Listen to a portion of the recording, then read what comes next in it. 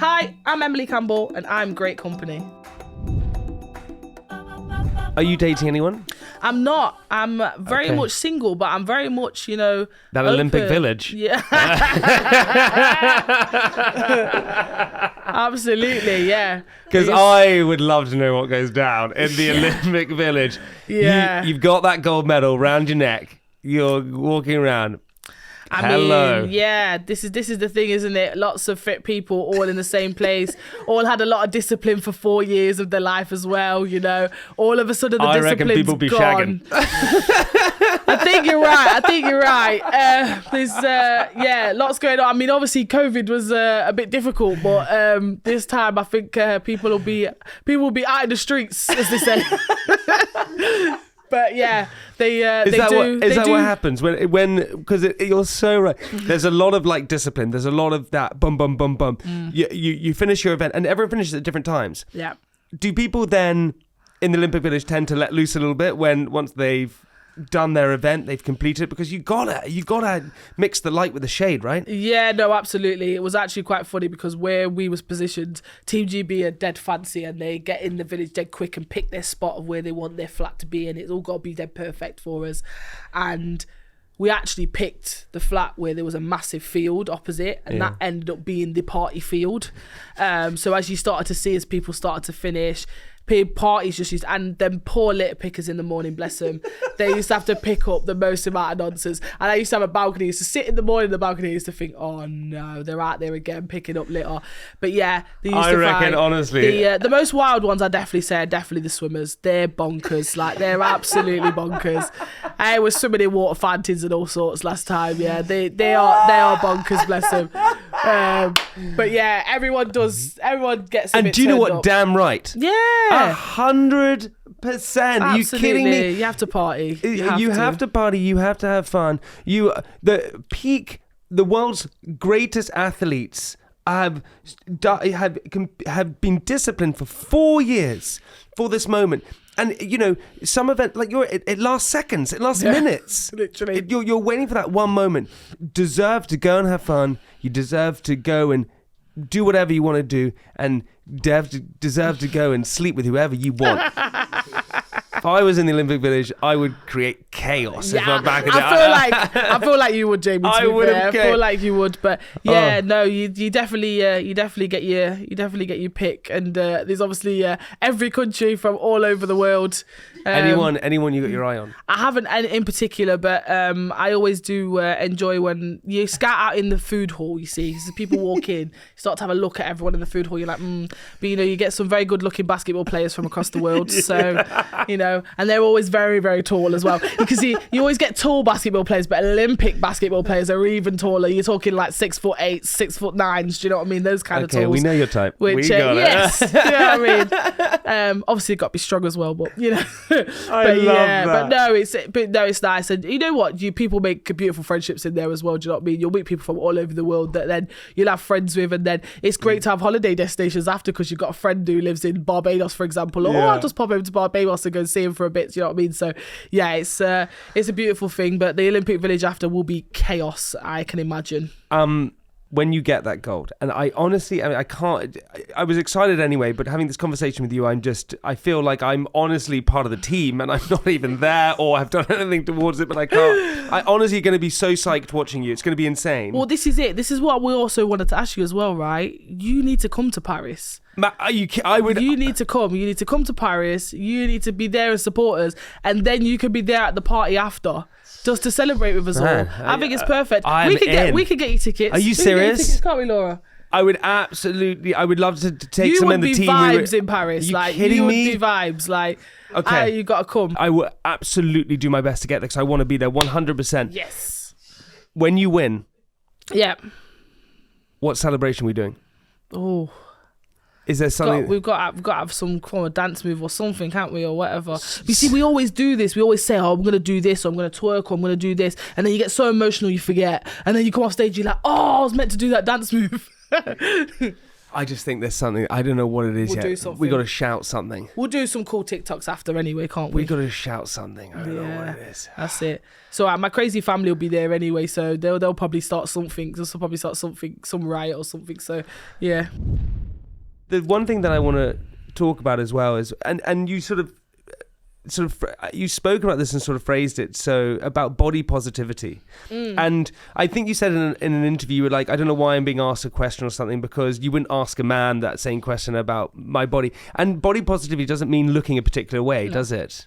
No, it's about how you feel about yourself. It's about how you express yourself, how you present yourself to people, you know. And yeah, I feel like, you know, still in sport, females are so focused on, you know, how we look, or, you know, oh, why she got that lipstick on, why she performing, don't think she should have that on, or why is her hair like that, or, you know, what outfit are you wearing today? Talk, you know, when journalists go, oh, talk me through your outfit. Well, if you said that to Rod Federer, he'd tell you to fuck off, wouldn't he? Let's be real. Do you know what I mean? It's like, you just wouldn't ask that question. Do you know what I mean? Like, and then this is why you got to thank our sisters like Serena and stuff for just shutting people down for stupid questions like that. Do you know what I mean? Because it is just nonsense. Like, it's absolute nonsense. And, you know, the reason why I think I speak about it is because when I first came into my journey, obviously, you know, I'm a plus size female, you know, very proud to be a plus size female as well. And, you know, I had to create this body to do my sport most effectively, you know. I wasn't this big when I first started weightlifting, but for me to be able to compete, you know, I compete against girls that are, you know, 20, 30 kilos heavier than me, you know. Wow. So, you know, I had to be able to create this optimal body for me to be able to perform the best that I can and you know, win these international medals. So, can I ask a personal question? What weight did you start at, and what weight would you say you are now? I was 98 kilos when I first started weightlifting. I'm 130 kilos now. Yeah, so it's a lot of weight, you know. It's a lot, it's a whole change. It's, you know, clothes size go up. Before, you know, I used to be able to walk in a shop and buy clothes. I can't walk in a shop and buy clothes now. Like, I have to order online, you know. I'm classed as this plus size, you know, category, you know. And then it's a whole new world of gym kit. Then you start going into gym kit and you realise in gym kit stops at size 16, or this one goes to 18 if you're lucky, or blah blah. I'm thinking, well, I'm size 22, 24. Like, where's my gym kit? Like, you know, then it's like trying to find brands, and then all of a sudden I'm having to wear men's horrible baggy t-shirts that don't fit me or whatever. And then I started to realise, well, if I'm going through this, then how many other women in the world are going through this that they can't, you know, especially in the UK as well, that can't find sizes to fit them. And, you know, we talk about being healthy and we talk about going to the gym and, you know, making that step. How can you make the step to going to the gym when your outfit looks shit? Do you know what I mean? The one thing that want to give you confidence is wearing a nice outfit. You're going into a gym, you know, and I'm not going to obviously speak brands, but, you know, when they've got the little two pieces on that match and whatever, and these girls look great, and you can't wear anything like that, you're not going to want to go, are you? Because you're not going to feel like you want to be part of that. I think when I've started to realise that, and I realised that people actually gave a fuck about what I said, I was like, well, I'm going to try and use this for some good then, and start talking about things that I think need to be spoke about. And, you know, there's been, you know, brands before that are like, oh yeah, we really want to work with you. And then I'm like, what size do you go up to? And they're like, oh, whatever, but we can make you clothes if you want. And I'm like, that's not the point. I don't want to work with a brand who just want to make me clothes so I can promote you. How can I sit in a gym kit and promote it, and then the girl sees it and goes, oh, you know what, because Emily's got that and I want to go and buy it, and then they can't go on your website and buy it? That's ridiculous. I just think that you should just embrace who you are anyway. Like, we're all so different for a reason, do you know what I mean? Like, and I feel like we all go on these different walks of paths, and, you know, you meet with people that you never think that you would be, and then you realise you have so much in common with them, or they had a lasting impact on you for a certain way or whatever. I think that's about being that body positive person, that you are who you are, and the world needs to just express that. So yeah, I just thought, you know what, if we're going to talk about some stuff, if people want to hear me speak, let's talk about something that actually makes a difference. So yeah. And man, Emily, that's so great. Yeah, it is so great. Fitness is for everyone, and everyone looks different, and we talk about how important that is. So let's be inclusive with everyone. Yeah, 100%. Let's do it. Yeah, do you know what I mean? Like, and again, I won't call out an actual brand, but I did call out a brand. I did call out a certain brand on Instagram, because they did the whole, we want to make every woman feel beautiful, blah blah. So I said to them, but I cannot go on your website right now and buy an outfit to go to the gym in. So how can you make me feel beautiful? Who was it? Gymshark. I said, you're chatting shit. You're chatting shit, because I cannot go on your website right now and buy an outfit to make me feel beautiful. So you're not. You're just trying to jump on the body positivity bandwagon to make sure that you feel like you're including everybody, because you want to be greedy and get every single market. You picked your market when you started. You either stick to that or you make drastic changes and you do the right things. And then it was like, oh, come to the studios, we want to make, we'll hear your ideas. No, I don't want no sponsorship. I don't want you to help me. I want you to do the right thing. I want you to make bigger clothes for girls to be able to fit into. That's all I want. Or stop talking about making everyone feel beautiful, because you're not making everyone feel beautiful. You're making a certain population feel beautiful. And that was it for me. That was the reason why I did it, because I just thought, it's just nonsense. And then this is, again, you see, when I was younger, when my mouth used to get me into trouble. No, but like, it's so good. I just saw it and I just thought, you just chatting shit. You're using your voice for completely the right thing. Yeah. And completely the right thing.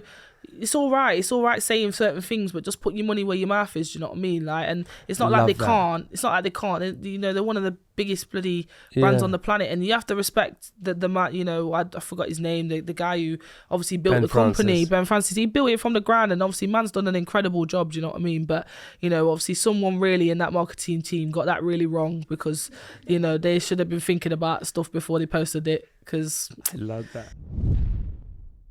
Okay, so. What is the current Olympic world record? Right, so the world record for my category is held by the Chinese Li Wenwen, and it's 147 kilo snatch and 187 kilo clean and jerk. Yeah, bonkers numbers. Okay, let's get real now. The Olympics are coming up. It's in Paris. Yes. You have won golds before. You've won some medals. You won the silver in the Tokyo Olympics. Correct, yeah. Do you think you can get the gold medal? Listen, I think you have to believe that you can. And the thing with weightlifting is you have to make attempts. It doesn't matter how great in shape you are, what you've done before, you have to make it happen on the day. And, it comes down to that mental again. You have to be really strong mentally to obviously, sometimes you can miss weights that you should be able to do in your sleep just because the head's not there. So, I know that by the time I get to the games, I will be mentally strong in a position where I've lifted over and over again, and I'll be in shape to do whatever they need to put on the bar.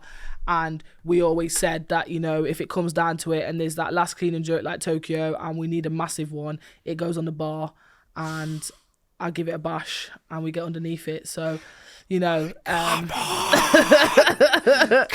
on. So yeah, and that's the good thing with me. Like, I'm more confident on the clean and jerk than I am on the snatch. But I've been working really, really hard on my snatch, since Tokyo, to really make sure that I'm playing with the bigger girls, so that then my deficit's not so as much with the because obviously if people notice in Tokyo, I was fourth in the snatch. So people was a bit like, oh, she's done well, she's come fourth. And then obviously I won the silver medal with the clean and jerks, obviously the combined total being able to clean and jerk enough to put me into. So we've worked really, really hard on the snatch this year. We're really confident that I could be right up there on the snatch. And then I'm a do or die clean and jerker. Like, you put anything on the bar and I'll give it a whack. So, like we said, we've already prepared for some quite scary numbers, and, we're working really hard to be in a position. So if it has to go on, it has to go on. And the coaches know that if it has to go on, they'll put it on the bar and I'll go out there and give it a whack. So, yeah. We're ready for whatever. Let's fucking go. Just describe what a clean snatch and jerk is. Yeah, so you do 2 lifts at the Olympics. Easiest way to describe. Snatch is the first lift. You'll always do the snatch first, and that's the wide grip that you take from the floor, put straight above your head and stand up. And then you're in a squat position. A squat position, yeah, and it's a wide grip above your head. And then the clean and jerk is you clean it onto the chest, stand up, and then jerk it above the head. And that's the second lift. So you get 3 attempts at the snatch, 3 attempts at the clean and jerk, the best snatch, the best clean and jerk added together for a total. That's how you place. But then the one thing in weightlifting is the bar rises on the stage. Once it's rose up to a certain weight, it can't go back down again. So people enter the competition at different times depending on what their attempts are going to be.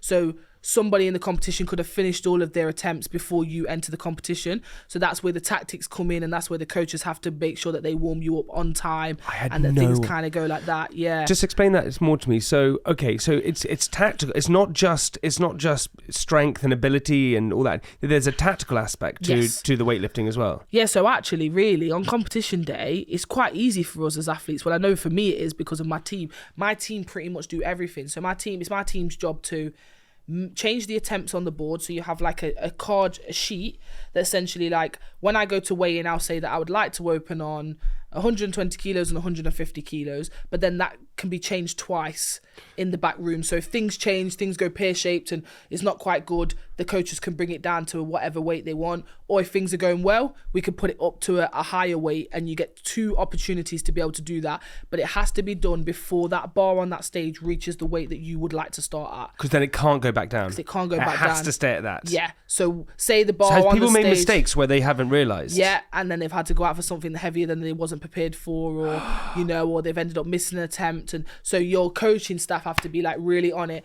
And then also people lie as well with the attempts that they're putting on the board, that they might not actually open on that, or they might move it up or move it down. So you can change it, you can manipulate, you can say... So you get 2 times to change it, so it could be changed twice. So coaches have to circulate the warm-up room and watch the other competitors warm up to see, because they can time it, so they can go, well, they're going to have to do this many attempts.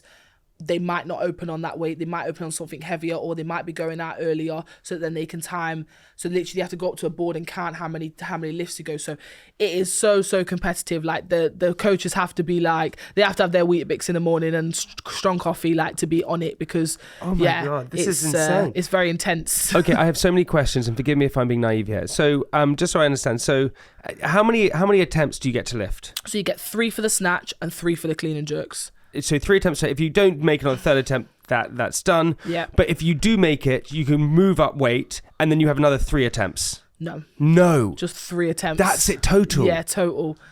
So like you say, you'll pick a weight. So this is why it's really important to make lifts, especially at like championships, like the Olympics and the Commonwealth Games. It's really because you want to build that total. So say I would open. So if I say, for example, so what do you open with? So at the Commonwealth Games, I opened with 117 kilo snatch. So 117 kilos, buff. That's it. I'm feeling tired at the moment. Honestly, I'm feeling... That pre-workout was empty, to be honest. Yeah. I'm not even in. I'm exhausted. Ran out a little bit. I'm just.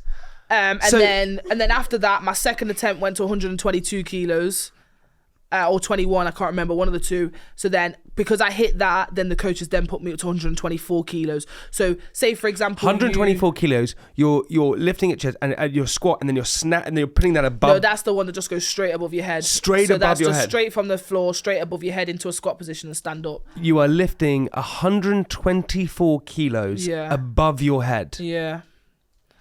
That is... The snatch is horrible lift as well. Yeah, there's just no room for error in the snatch. Like snatch has to be the quick movement. Yeah, it just has to be like technically bang on from the minute. You have to start it perfect, and then you have 10-minute break, and then you start warming up for the clean and jerk. So literally, you go in the back. You probably have a bit of fuel, something to drink, probably a toilet break. Come back, and then you start warming up for the clean and jerk, and then you have 3 attempts at the clean and jerk. So at the Commonwealth and that's Games, when the 2 feet go in. You do the 2 feet in front, that's like it, that, yeah. and then so that's the one onto the chest, and then the 2 movements essentially. So that's what we call the clean portion of it, and then the jerk portion is the bit you put above your head. So yeah, and again, like depending on what kind of athlete you are, some people find the jerk very easy, some people find the clean very easy. I'm very confident in the jerk, so I know if I stand up with it, it's gonna go above my head. But some people are very confident with the clean bit and getting up, and then they're like, oh my God, I need to make sure I don't mess this bit up. So yeah, it just depends on what you're strong at. So yeah, it's there's a lot going on. Okay, hold on. I'm baffling you here, aren't I, Jamie? No, this is amazing. Throughout my time, I've identified things that work for me, and I've stuck to it. And I'm a big believer in don't change things if they're not broken. You know, if they work and you know they work, then stick to them. And it's like little things, like I have a very strict pre-performance routine. So like so like I will always listen to my music in the back room, because I'm a very like chilled out person, having a little party. I feel like I'm at carnival, and then next minute they're asking me to lift a bar, but I'm very good at switching in, doing what I need to do, and then going and relaxing, because I don't like to overthink. And then periods you lose of time, energy, you raise your adrenaline. Well, this is it, yeah. And in periods of time in between lifts, there's nothing you can do. There's nothing you can do at that period of time, you know, in between them loading the bar and telling you to lift again, you know, because you have to do certain amount of lifts to get ready for the one. Then you go out on the stage and do. And then once it's time to go out, I walk up and keep the headphones on to the last minute. Then I walk out, have a scream, go up to the stairs, chalk my hands. What does the scream do? Back. So it just kind of lets everything out of everything I might just have been feeling that moment, get rid of it. Now it's time to lift something heavy. So that's kind of really like waking my body up, like, come on, it's time to go. Then it's chalk my hands, go to the back of the platform, and I do this like little routine where I kind of click my heels and then walk onto the platform, have a nice deep breath, and then my hands are on the bar and I go. And I do that exactly. And that actually saved me at the Olympics because there was a really big mess up with the change. And I'd just done a lift in the back and then my clock was running for me to go out on stage and do it. And what does that mean? Sorry, you do practice in the back room? Yeah, so essentially, if my opening lift at the Olympics was 150 kilos on the clean and jerk. So I have to warm up to 150 kilos. Hang on. 150 kilos. Yeah. Dude, that is like double me. Yeah, it's pretty heavy, I can't lie, yeah. But yeah. When you're in peak training, yeah. right, how many calories will you have to consume a day? I'm on about 4,000 to 4,400. Really? Yeah. And is it like completely regimented? Pretty much, yeah. So I get like a plan and it's like, breakfast, then depending on if I'm training. So if I'm double session at pre-workout, post-workout, then lunch, pre-workout, post-workout, dinner, and then pre-bedtime snack as well. Sounds delicious. Yeah, I mean, it's lots. There's lots going on. There's lots and lots of food going on. I don't know if you're allowed to talk numbers. I don't know if that's a tactical thing that you don't want to do, but what kind of numbers are we looking at if you were like, I can give that a go? Yeah, I mean, like we said, we don't really set numbers, but we know we have Stu in our team who is he's our performance manager, but he also does my strength and conditioning in my team, and he's a data guy, so he shops together a lot of data from past Olympics of whatever and blah blah, and we're thinking around a medal is going to be around that 295 kilo mark to 300 mark, be able to get a medal. So that's combined, right? Combined, yeah. So a 300 split, you're looking at a 130, 170 clean and jerk. Which we believe I'm more than capable of to be able to achieve or whatever. But then we obviously know if it starts to go into, depending on what it's looking like and depending on what kind of shape the Chinese is in, if it means that we need to go a little bit over that as well, we're preparing to maybe do a little bit more if needed be. So yeah, it's a hard one really with numbers because you can't really predict until you know what's in front of you on the day, because you might need less, you might need more. You only put on the bar what you need for the medals, right? There's no point going, I'm capable of 300 kilos, but a medal's going for 296. You do 296 and you get that medal. You wouldn't try it. There's no point. There's no point. What if you do it in your second attempt? If you do it in your second attempt and then you want to go for a big one on the third, then absolutely. But in championships, it's about securing medals. Love that. So it's about, doing sensible, because sometimes competitors they go for something big, end up missing it, and then you're back down at the first attempt that you started at, which doesn't do anything for you. So it's about building that total. And I know for the coaches, it will be like, that first clean and jerk, they'll be looking at that weight. What does bronze secure? If we can do that in the first attempt, then what does silver secure? And then there's an opportunity for gold. The third attempt, it goes on the bar, and we do that. But, it's about securing the bling first, and then we do the showing off after.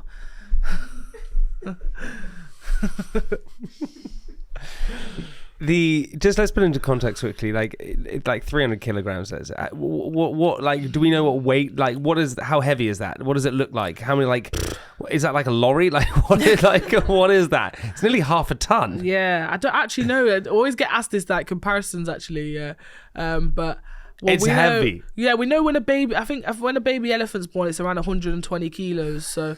It's about 2.5 of them or something like that, I think. So, yeah. It's 2.5. Imagine being 120 kilos when you pop out. That's wild, isn't it? I think poor mum. That's why. Yeah, exactly. But they're about 300 kilos herself, aren't they? The big ones, like the big elephants. It's like an elephant. That's what it is. It's a lot. There's this amazing glory when you get the medals and things like that. It's incredible. The journey to that is a tough one. Mm.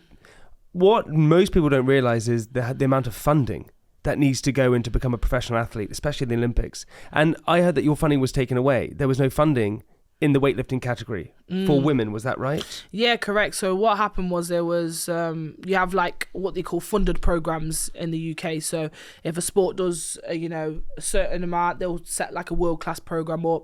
If certain athletes qualify for that, then you'll get like what they call like a athlete appraisal fund or something like that, a personal fund or whatever. And they got rid of the men's after 2012, and then the women's went at 2016, and I just started the sport in 2016, so kind of as I was coming in, the funding was on the way out. But then that also means they removed like the funding from the sport to be able to send people to international competitions, to be able to help them with medical insurance, physio support, so all the stuff that kind of the glue that holds you together while you're training. The money's no longer available there. So yeah, in the lead up to Tokyo, I was working. So I worked in a SEN school with kids with behavioural difficulties, which I absolutely loved. I loved my job. I loved them. I loved the kids. And it's really nice now because a couple of them always messaged me and they was like, Miss, you told us you was going to go see the Olympics and you did it. And I'm like, yeah, I told you, man. I wasn't lying. Like, obviously that got pretty intense training while I was doing that. And then in the lead up to the Commonwealth Games in 2018, I asked if I could go part-time. So didn't want to leave the kids. I felt like I'd still had more things I wanted to do with them, and I still had things I wanted to do, but I couldn't cope with doing 36 hours and training 15, 17 hours on top of that as well. It was getting too much. So just break that down quickly. You're doing a 36-hour week in the school, helping these vulnerable kids, making a mark on these children's lives. 36 hours. Basically doing like 8:30 till 5:30, 6 o'clock each day. And then you have to go train. To the gym after. And how long are you training afterwards? 2.5 hours after, probably in the gym.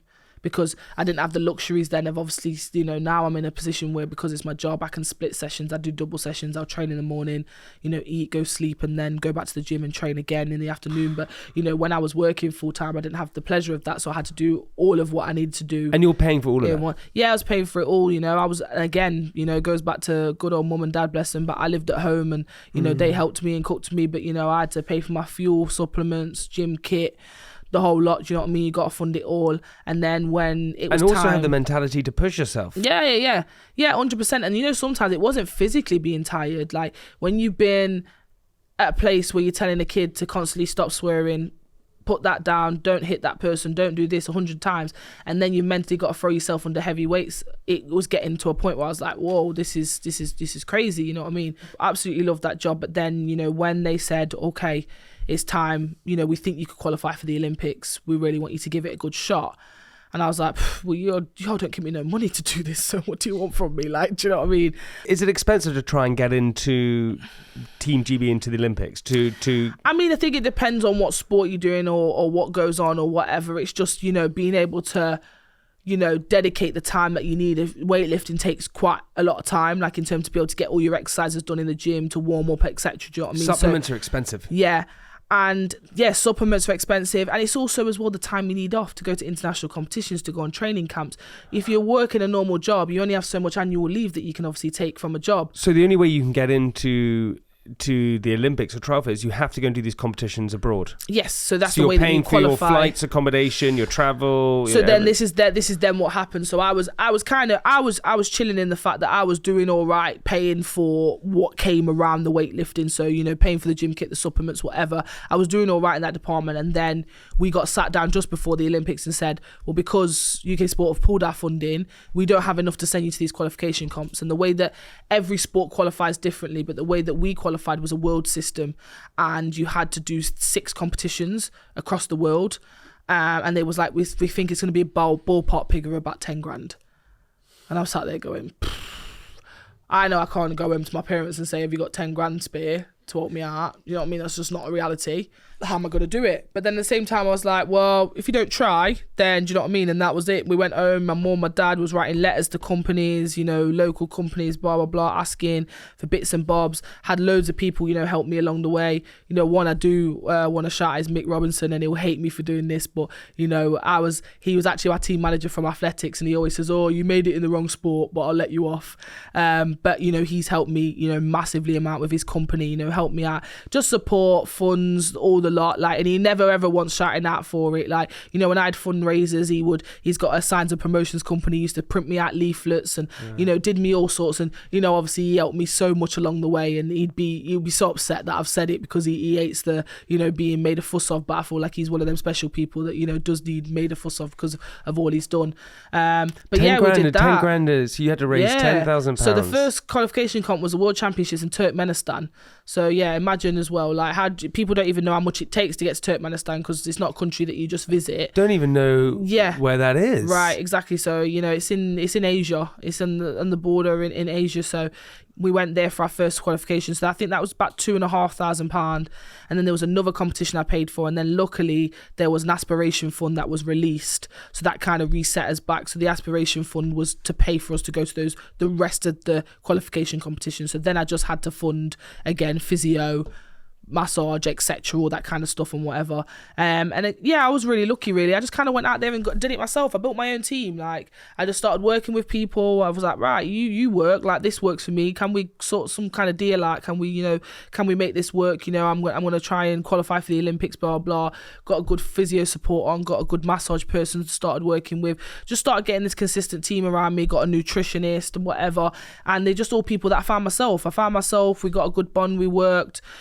And you know what I mean, we just made it work, and everyone just kind of really helped me out. My local community helped me out, and this is where I am proud to be from places like I was, because, you know, I went back and where I'm from is a place called Bulwell, and they have like a market stall, and the market stall raised money for me. There was a woman on there that used to give me free fruit and veg. She also used to give me a bag of jacket potatoes and make sure your dad don't have none. They're for you.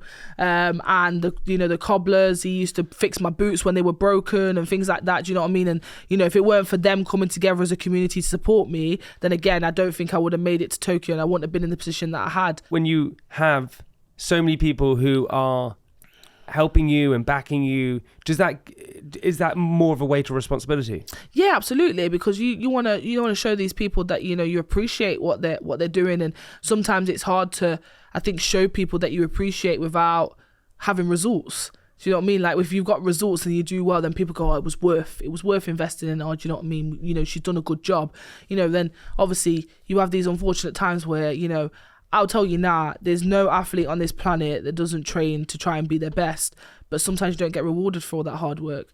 You know, I'm quite lucky. I've got, you know, all these medals and all these achievements and all these amazing things that I've done to prove how hard I've worked for it. But it doesn't mean that I worked any harder than the person that doesn't have the trophy cabinet or the medal cabinet to show for it. Do you know what I mean? So, but I feel you feel that sense of responsibility, that you feel like you need those things to prove to them people, I do really appreciate what you've done for me. But I mean, they know I try and give back, and, you know, I've done bits and bobs, and I've done like lifting workshops for kids on the market and stuff like that and whatever. And I try and go back and do bits and bobs just to be like, you know what, guys, if it wasn't for you, I wouldn't be in the position that I am. And, you know, after Tokyo, they wanted to still kind of raise money for me and stuff. And I said, guys, listen, I get funding and stuff now. I get help. Like, you know, I don't really want to take your money off you now. Like, you gave it to me when I really needed it. I'm not just going to take it for the sake of it. Like, I get help now. Like, I'm good. Like, you lot got me there. You can pass me on now. Thank you. Do you know what I mean? I didn't want to feel like I was still taking. But yeah, it was. But then it made the experience so much sweeter, man. Like, when I stood on that podium, and it's quite awkward actually, because I was doing all the media after, and they had to keep telling the reporters she didn't get UK sport funding, so don't ask her to say thank you to the National Lottery. And it was like, yeah, like, I think they named me in the Times or something as the cheapest medal of the games or something, like, in terms of the funding that our sport got. Like, do you know what I mean? But it's just, the bottom line is, when you speak to most athletes, we do it because we want to do it. It's not about the fanfare that comes with it. It's not about the money that comes with it. Like, we are proud to represent our country, and we love doing what we do, and we want to get out there and we want to do it. And I would not have changed my journey if you'd asked me. Do you know what I mean? And I'm not trying to say that you can do it all without funding, because, you know, I went on in 2022 to have the best year of my career after the Olympics. You know, didn't think it could get any better, and I had a phenomenal year in 2022. And that was down to UK sport funding, because I got time to actually just concentrate on being an athlete. I got to, you know, just enjoy not having to work, just enjoy training and stuff. So it does help. And it is, you know, we do thank the National Lottery and everyone that plays it, you know, obviously to help us out. But at the same time, I think, again, just prove to everyone that if you want something bad enough, you just make it work. Talk to me about, I'm so interested in your whole story. Talk to me about your journey to becoming a professional athlete. yeah, it's a bit of a delayed one, really.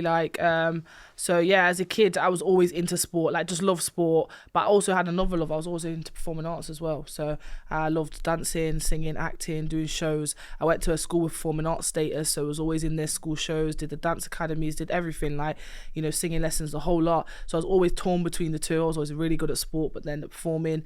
Then when it came to like picking your options, it was one or the other. You couldn't have sport and performing, and I actually went down the performing route. And then yeah, I just really... Why couldn't you do both?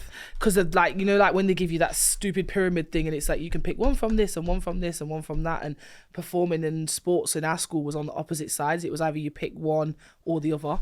Really? Yeah, so I had to pick one, and I actually went with performing as a GCSE instead of doing PE, which is obviously a shock to everyone. And then I went to college and did sport, which was like another switch. So I was always torn between the two. But yeah, essentially I went to university and I was into athletics, and athletics was my first love. So I was a thrower, got into that through school.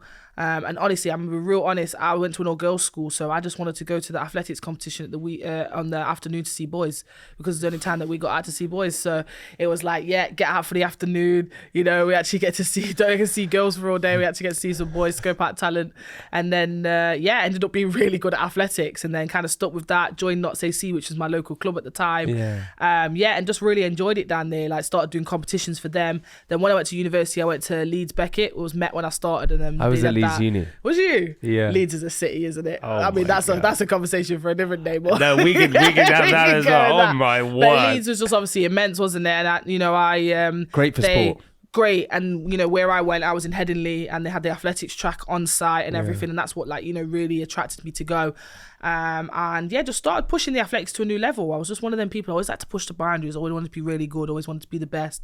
And someone said, if you do these weightlifting movements, it help you get stronger to throw the shot. So I was like, oh, why not? What's the worst that can happen? So literally started picking up weightlifting, having a go.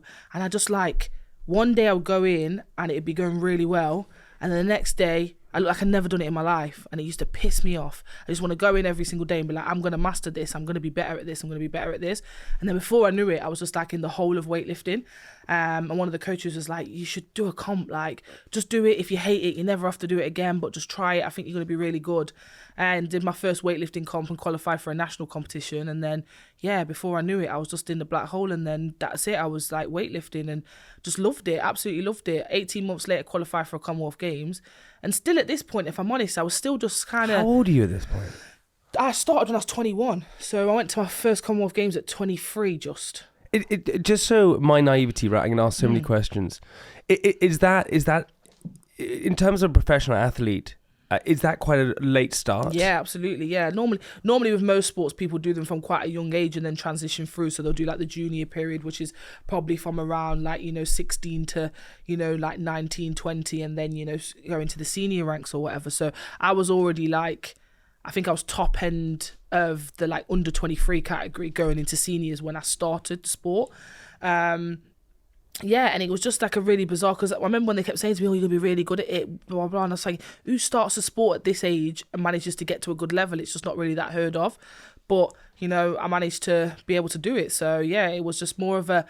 And I was just having a jolly, honestly, at first. I was just like, I've got a free holiday to Australia. This is wicked. So I went out to Oz for a month. I had the best time. And then I ended up winning a medal at the Commonwealth Games. I won bronze. And I was like, oh... maybe I am good at this, and maybe I should start taking it seriously. Hang on a second. You're not nervous? You're not wanting... Because you have this thing... What's interesting is you have this incredible drive, right? Like, yeah. that desire to win and achieve, whether it's in musicals or theatre performance or in athletics or, you know, weightlifting, whatever it is. That drive is pretty unique. Where does that drive come from? Yeah, I think, you know what, I have to give it down to my parents a lot, to be fair. Like, you know, we grew up in quite a deprived area in Nottingham, you know, literally, we laugh, we call it the hood, do you know what I mean? It ends like, you know, it's normal to me, it's life, you know, and we have a great community around there or whatever, but it's not somewhere that you probably go and visit. But, you know, but my parents were always just so driven on, you know, giving us opportunities and showing us that there was more out there in the world, and that, you know, even though we lived in this place that, you know, people didn't really want to achieve or go out of their that we needed to go out and branch out. You know, my sister, she was an elite athlete as well. She swam for Jamaica. So we both went to Commonwealth Games together in 2022. So obviously my parents, to watch both of us, one compete for England and one compete for Jamaica, representation of the both of us at the games was obviously really special for them. So, you know, now she's in LA studying a PhD in public health, you know, like we're both massive overachievers. But I think that is down to my parents just keep saying to us, you know, there's more out in that world, go and get it, you know, don't sit here and, you know, wait for somebody to come and bring it to you. I always remember my dad saying, you know, my dad came from Jamaica when he was probably about 8 years old or whatever, and had to, you know, work his way up and, you know, do whatever, and he's just provided for us in the best way possible. And he said to me, nobody's going to give you anything on a plate. You have to go out there and get it if you really want it. And I think that's something I've always held with me dearly, that I can't sit there and make excuses. If I want it, I need to go and make it happen, and that's down to me. So Can I ask a sort of personal question? You know, growing up in a sort of deprived area, as you sort of said, it's, you know, you described it as like the hood, right? Where, you know, I get always asked this question, right? I grew up in a pretty privileged background, right?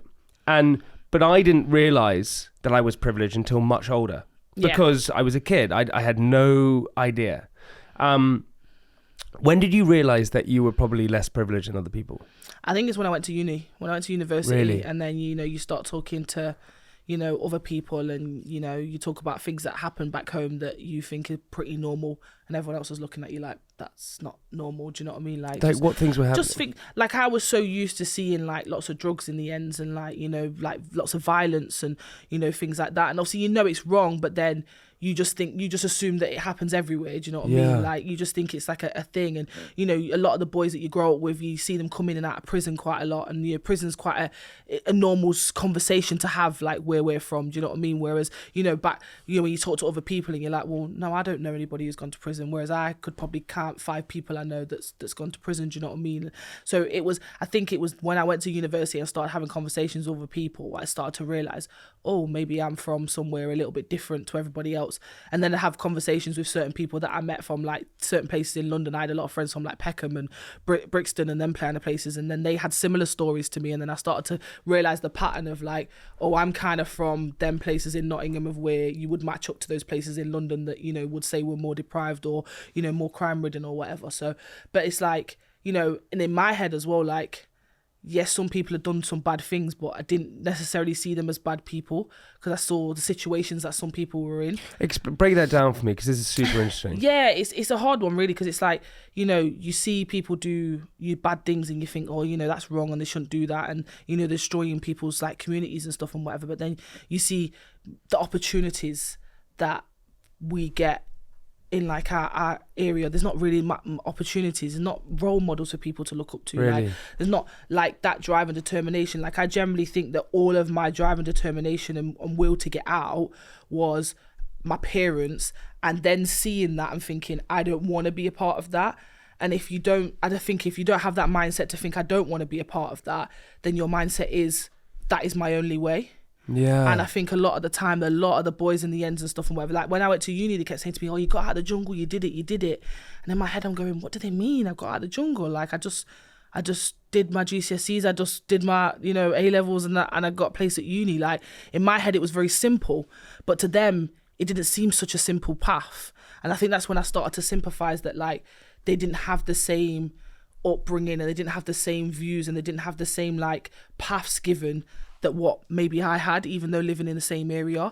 So I think it teaches you to, like, kind of appreciate people's situations a little bit. Yeah. And like, you know, now I obviously I go back now, and, you know, I drive, my parents still live in the same place they've lived the whole time. Do you know what I mean? When I go back to the ends and I see everyone, and they were like, oh, we saw you on TV and blah, blah, blah, and whatever. And that they're so proud and stuff and whatever. But it's kind of mad, because I drive back and they're still in the same place doing the same things. And it's like, I'm like complete worlds away now, but like literally we grew up on the same estate, but they're still in the same position. And it's sad, really. It's sad to see, because you're like, there's so much more out there. Like, just go out there and get the world. But why do you think it's sad to see, just so I understand? Like, I think sometimes people think you have to be a product of your environment. Yeah. And you don't have to be a product of your environment. And it's okay to, you know, even like live in the same places. You know, my parents have done very well for themselves. They both got, you know, humble jobs. My dad's dad's retired now, very bored, but he was a painter and decorator, you know. But it's good because I just bought a house, so I'm keeping him busy there at the moment. So, but you know, he's a retired painter and decorator. My mum's always worked in some form of management or something or whatever, and you know, she works at housing association now in management, and you know, they've always had, you know, solid jobs. They've always been humble, never done anything like, you know, wild or anything, but they've always had a very stable household. Always worked really hard, you know, always gave us, like, you know, we was very lucky in the fact that we went on family holidays. You know, we got to see the world very young, and we got to see what was out there, and we got to, you know, experience different cultures and countries and that kind of stuff and whatever. And I think, you know, when you see people back there, when you see that they didn't get to see that, like, you think, oh, you know, there's so much beautiful stuff out there and you've not been exposed to it. And like, imagine how your mindset could be if you was exposed to those things. And that's why I always come back to my parents, and I always thank them, because, you know, they didn't have loads of stuff, but they made sure that the stuff that they did have, that we was exposed to, and everything was for us as kids. So tell me more about your parents, because the way you talk about them is amazing. Yeah, honestly, I love them. And yeah, my parents, they're just incredible people. They've just, no matter what direction I've ever wanted to go in, no matter what like things I've wanted to do, they've just always had my back 100%, but they've always kept me like 2 feet on the ground, because again, I weren't the best behaved kid as well. Like I was, because that's what I definitely feel it's hard not to become a product of your environment, right? And Absolutely. if you're growing up in an environment where there is violence, there's drugs, there's all these things going on, I know me, I would definitely fall into that category, because if it was around me, that's what I do. You have to be, your parents have to be incredibly strong. Or as an individual, you have to be very headstrong. Absolutely. How do you not fall into that, you know, category, that trap, that environment? How do you get away from it? I couldn't agree with you more, because they always used to say, like, I think my school reports always used to say I had like my foot in one path and my foot in one, like foot to do good and foot that I could fall in and I could do that stuff as well. And I think I always, like, you know, hung around with certain people that I knew in my heart of hearts weren't doing the right things or whatever, but you know, at the same time I kind of went along with it, and I think I just used to do stupid stuff when I was at school. I didn't used to use my brain, do you know what I mean? Like what? Like, give it to me. I just really, like, I got done for fighting quite a bit sometimes, because like I hate being feel inferior, or I hate being like made to look stupid or whatever. And I think I was just made to look stupid at a fight. And then sometimes when you're in a group of people and things get all a little bit heated, or you all get excited, don't you? And then you do stupid things. You sit there after and think, yeah, probably shouldn't have done that. And I think I'm like as people see when I perform, I'm very emotional. Like everything's like out there. Like I wear my heart on my sleeve. Do you know what I mean? Like if I'm upset about something, people are gonna see that on my face and they're gonna hear about it. And I think that's sometimes my emotions and things like that. That's what used to get me into trouble when I was at school, because I'm like, I'm one that likes to speak about things as well. Like if I think something's not right or I don't agree with something, I'm gonna say it. And that my mouth used to get me in trouble quite a lot as well, because I used to just run my mouth all the time when there was times where I just needed to just be quiet and just, you know, humble myself. So yeah, there was like times like that. But then my mum was like, you know, my mum was super strict in that. Like my mum was very much, you go to school, you get your GCSEs, you do your books, you're going to college, you're doing this, you have a plan. She never stopped me from doing everything on the outside, but then the things that I loved, she would stop me from doing if them things weren't getting right at school. Like I remember one time I had this new teacher that swapped into science, and like half of my coursework was missing and I'd not been bothering doing it or whatever. And she was an African lady, and I remember her ringing my mum. She said, Emily's got loads of potential, but she just messes about all the time. This coursework's outstanding. She's going to fail if she don't do this, and this. I went home to the textbooks on the table with the laptop already open with Word and all the list of the things that I was missing. And I was like, Mom, I'm going such and such. She said, you ain't going nowhere. She said, you better take your uniform off now. You better put your clothes on and you better sit down there and you are not moving until that list is ticked off. And I just looked at her and I went, right. And she went, hurry up then.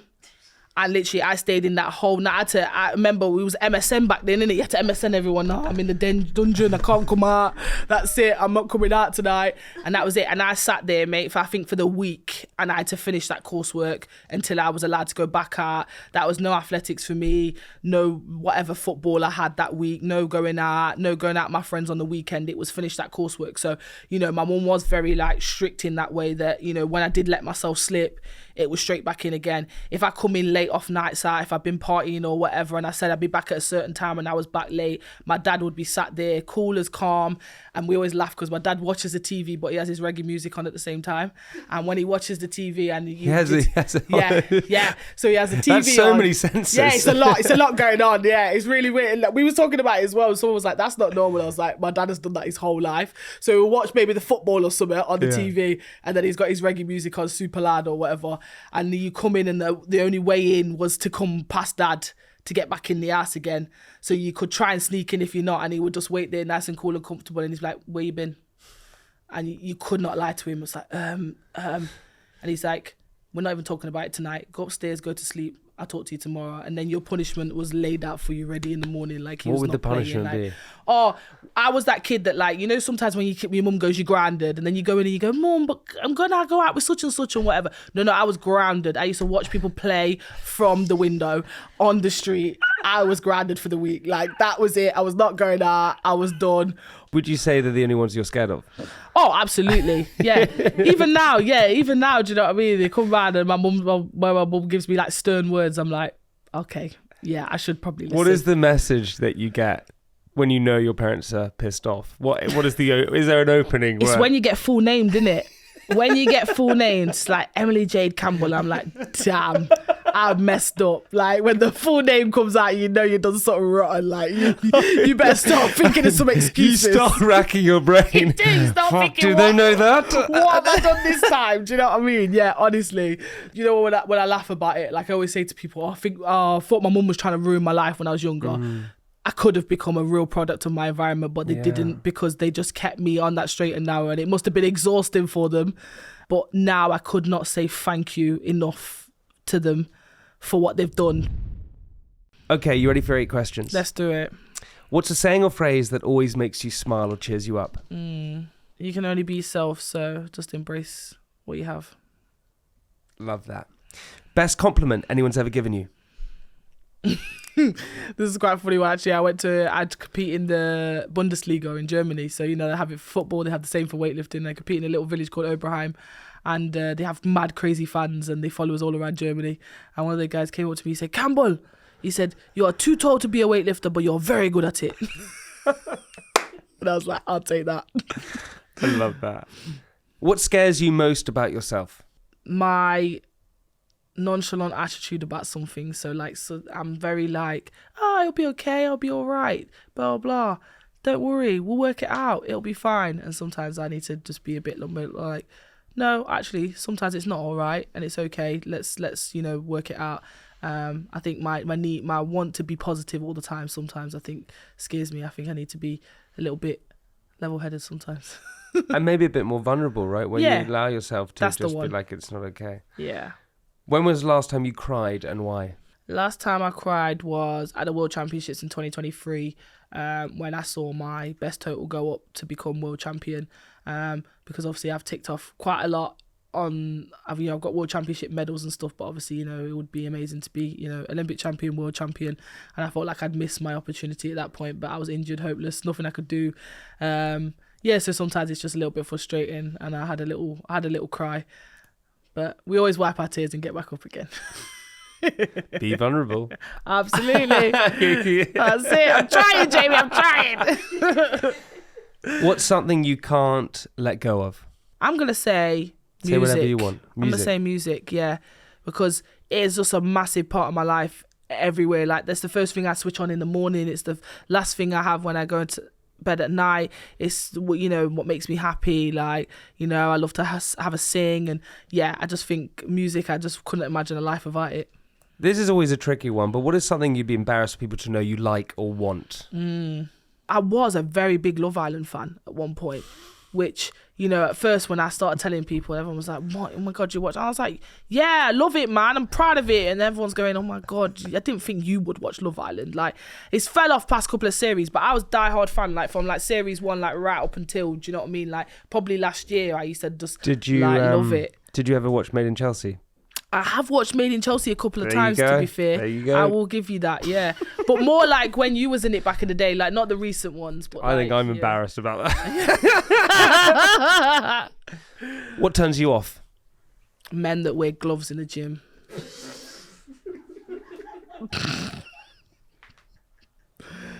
It's just not a vibe. Or, you know, when you go on their, like, you know, you go on the Hinge profile and they've got like videos of them lifting. Just get rid of it, hon. It's not that deep.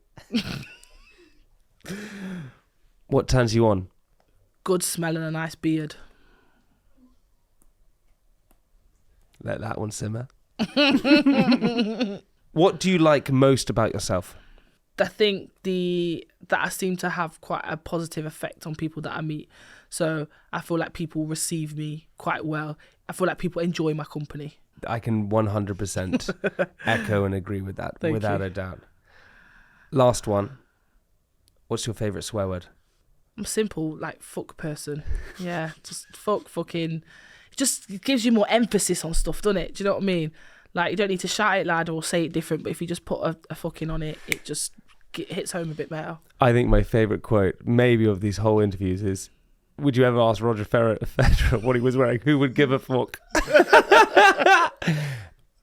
Emily, thank you so much. Oh, it's been a blast, man. Go and win Thanks, that gold. I can't wait. Thank you so much for coming. Great company. And we'll see you in Paris. Can't wait.